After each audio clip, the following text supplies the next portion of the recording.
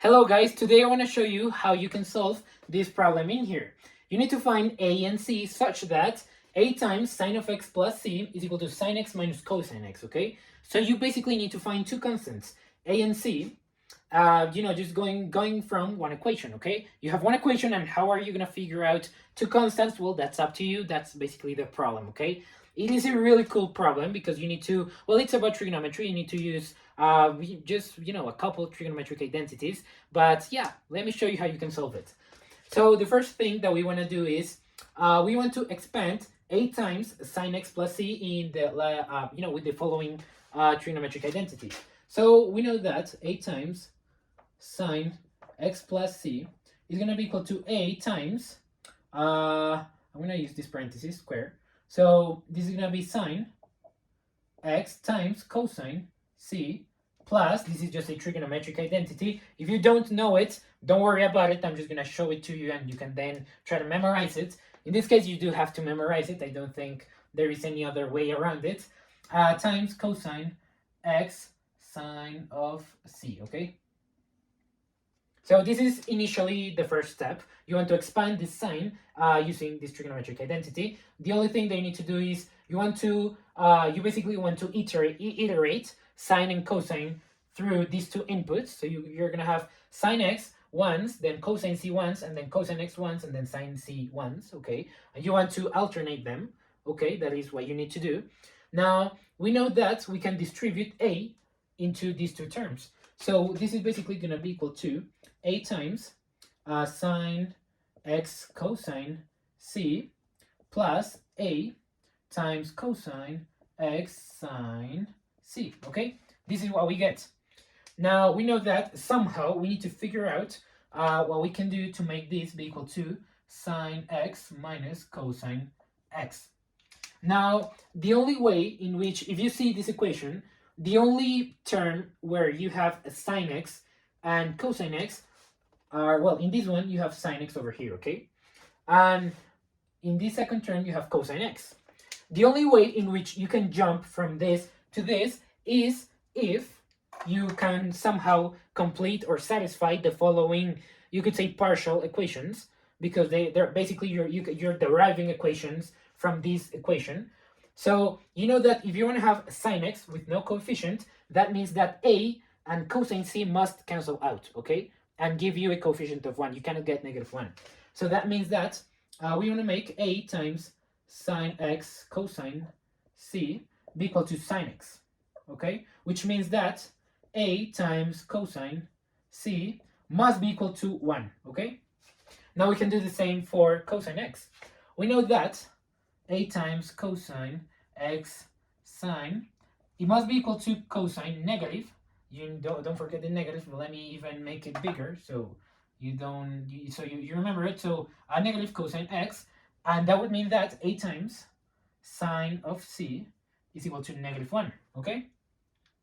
Now, something that you want to do now is you have these two equations. You derive them from the information that this previous equation give you, and somehow you want to be able to create a relationship between them, okay? You want to be able to put them together and somehow figure out what a and c what a and c are. So, well, you can see that if you have -1 in here, this is basically saying that 1, you're multiplying negative times something that is 1, and we know that something is equal to a times cosine c. So what I'm saying is that you can create the following equation. You can say that a times sine of c is equal to negative a times cosine c, okay? Because we know a times cosine c is equal to 1, and we want to get -1, so just multiply it by negative, okay? Now, in this equation, we can keep playing with it. We can eliminate a from there, just divide by a on both sides, and you're going to get that. I'm going to continue over here. So you're going to get that sine c is equal to minus cosine c, okay? And now you can see that you can actually play with this, okay? You no longer have two variables in the same, well, you no longer have two unknowns in the same equation, and you only have one. Now, how do you find c? Well, something you can do is use another trigonometric identity. You know that sine c divided by cosine c would be equal to tangent c, okay? Tangent c, tangent of c. You could also say it like that. So tangent C over sine of C tangent C. Oh my god, sine of C divided by cosine C is equal to -1. Okay, these we can move this equation into this. We can transform it into this. Now we know that tangent theta is equal to sine over cosine, so we can say that this is the same as tangent C is equal to -1. Okay. And now the only thing that you need to do to find C is to use inverse tangent, okay? You can write it as arc tangent or tangent to the -1. I prefer arc tangent. So we know arc tangent, which is also tangent to the -1. Arc tangent of -1 is going to be equal to C. And now you might want to try to do it analytically, but just for the sake of simplicity, just plug that into your calculator and see how much that is in radians, okay? You need to use radians in this case. So let's see how much that is. That would be, you would get minus pi over 4, okay? This is, minus pi over 4, okay? This is the value of C. So let me write it over here. So we're going to say that our answer is going to, we can start now writing our answer. So we know that C is going to be equal to minus pi over 4. And now let's see how we can find A. So we know that somehow A must be equal. Now what you can do is you can plug in C into any equation that you have before you get to C. So then you can find A. So yeah, let's do that. I'm going to grab, let's say, this equation over here. So we know that, no, actually no, because, well, I mean, yeah, and then we can just simply add. So we're going to have 8 times cosine of minus pi over 4. I'm sorry. Let me write that again. So minus pi over 4. And this is going to be equal to 1. Okay? Now we know that A, in this case, it would just simply be 1 over cosine of negative pi over 4. And now, once again, we could do it analytically, but I just say that we use our calculator for the sake of simplicity. So we're going to go cosine, and you're going to find that A is equal to 2 over square root 2, okay? This is the value you are looking for A. Okay, and this would be our answer that we're looking for. This is square root, oh my god. It would be 2 over square root 2, okay? Now, you might want to try, yeah, we can actually prove that this is true. So yeah, let's do that. I'm going to erase all of this. We're going to see if it is true that those two values are the correct ones. We should get that A of sine x plus C is equal to sine x minus cosine x. So let's see if we get that. Let me erase all of this. And let's see what we get. I feel like a lecturer, you know, erasing boards. It's really cool. So yeah, now let's try that. So we know that we should get 2 over square root 2 of sine x plus, and actually it would be minus.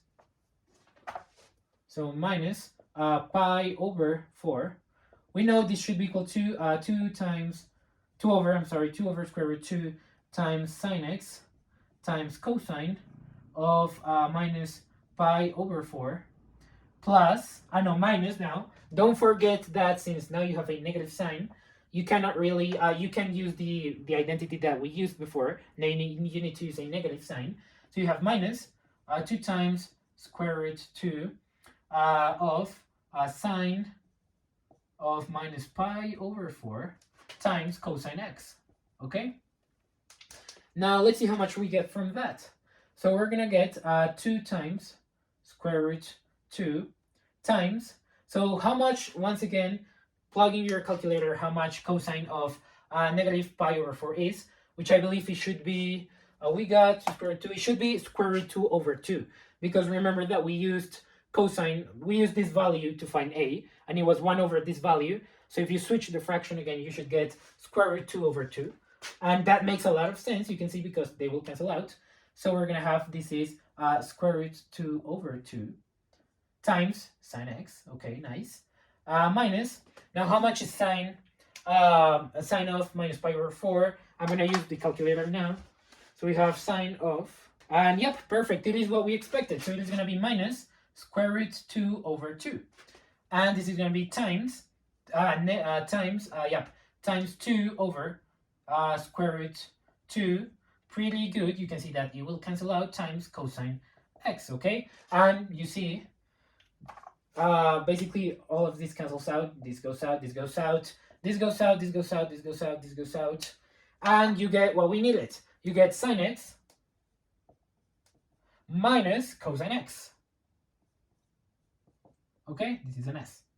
Nice. And yep, we got the variables, the unknowns that we were looking for. We got c is equal to negative pi over 4, and a is equal to 2 over square root 2. Yep. So this has been the entire problem. It is a really cool problem.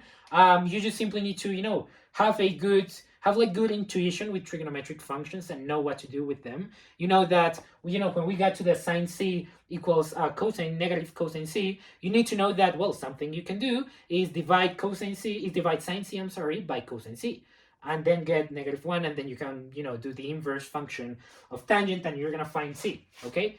So yeah, it has been a really cool problem. I hope you enjoyed it, and I hope to see you in the following video. Don't forget to subscribe, and yep, that should be all. Thank you.